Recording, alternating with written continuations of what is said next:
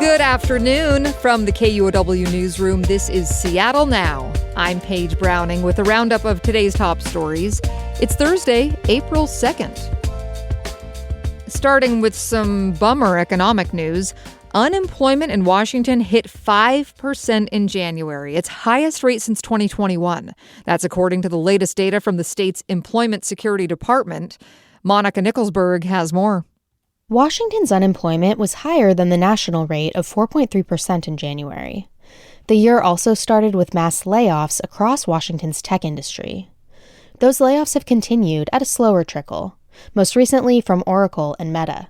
But state economist Annalise Vance Sherman said tech isn't driving rising unemployment. That's because the industry continues to grow in some strategic areas, even as it cuts jobs. These are sectors that have kind of gone from extremely high growth to a period of overall decreasing employment and more or less has flattened out since then. So I would classify them as very little growth. Job losses in the state last year were driven by manufacturing, retail, and business services, while education and healthcare saw job gains. Monica Nicholsberg, KUOW News. More measles cases to tell you about. King County Public Health says 2 adults who traveled outside the country together were recently hospitalized with measles.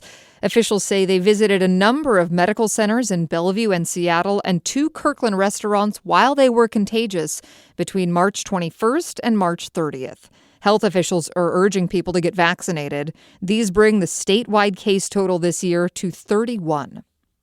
The city of Seattle has lost a motion for a new trial in the death of a 16-year-old who was shot and killed in the Capitol Hill organized protest. A King County jury awarded the father of Antonio Mays Jr. more than $30 million earlier this year. It found the city was negligent in the teenager's death in 2020. A judge has now denied the city's request for a new trial, according to King 5.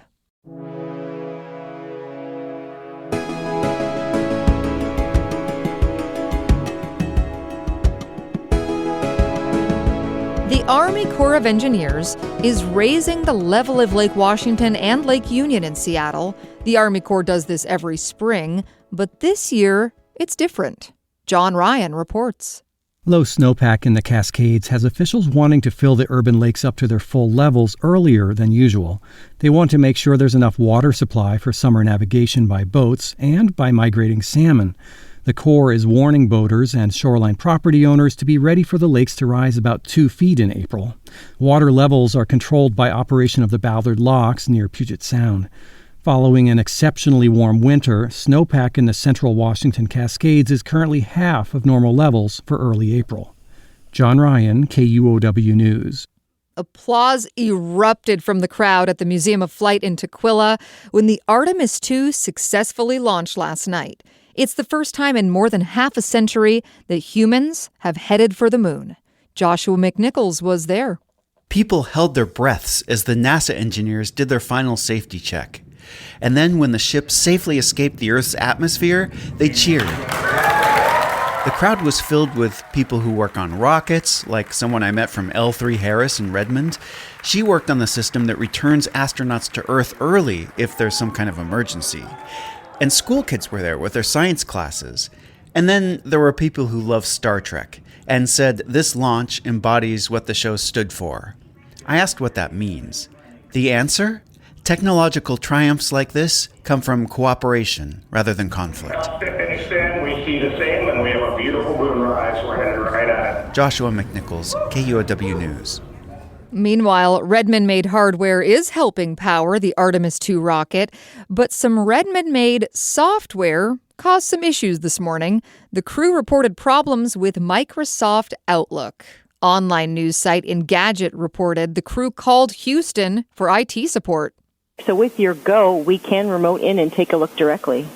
Yeah, go for it. And then I also see that I have 2 Microsoft Outlooks, and neither one of those are working. If you want to remote in and check Optimus on those 2 Outlooks, that would be awesome. All right, we will join in on your PCD, and we'll let you know when we're done. The personal computer they're using in space seemed to have 2 copies of Outlook, an old outdated version and a new version, with both giving errors. As of now, it's not clear if their email system is back working. The Artemis II crew will fly around the moon on a 10-day mission that launched last night from Florida. We have reached out to Microsoft for comment.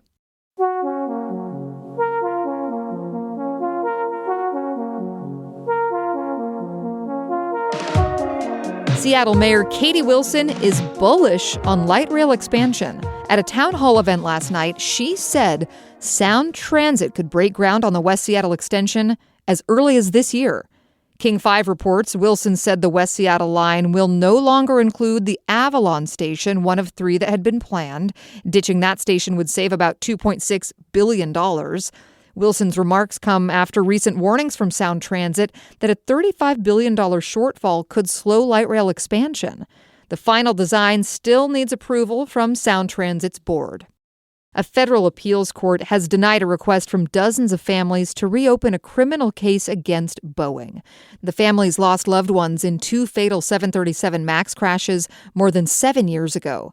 Their lawyers had argued that the U.S. Department of Justice failed to properly consult them before reaching a deal. Last year, the DOJ and Boeing reached an agreement, which led to the dismissal of criminal conspiracy charges against the company. A lawyer for the families called the ruling badly flawed. Boeing has declined to comment to media. Western Washington farms are still recovering from the widespread flooding that struck the region in December. In Snohomish County, most farms are located in low-lying areas. The food bank farm was submerged by floodwaters, which destroyed 9 of its greenhouses. Episcopal priest, Father Jim Eichner, operates the farm that focuses on growing crops for food banks. He says cleaning up and building new greenhouses has taken a lot of work. So you have to find money for that. We did a lot of fundraising, and we had some neighbors that gave us some leftover greenhouse parts, things like that. And we repurposed everything we could that was smashed down. Federal aid for agricultural producers is limited. According to a county official, the flood's full impact on the region's agricultural industry is still unclear. That official says this year's crop production is expected to be down.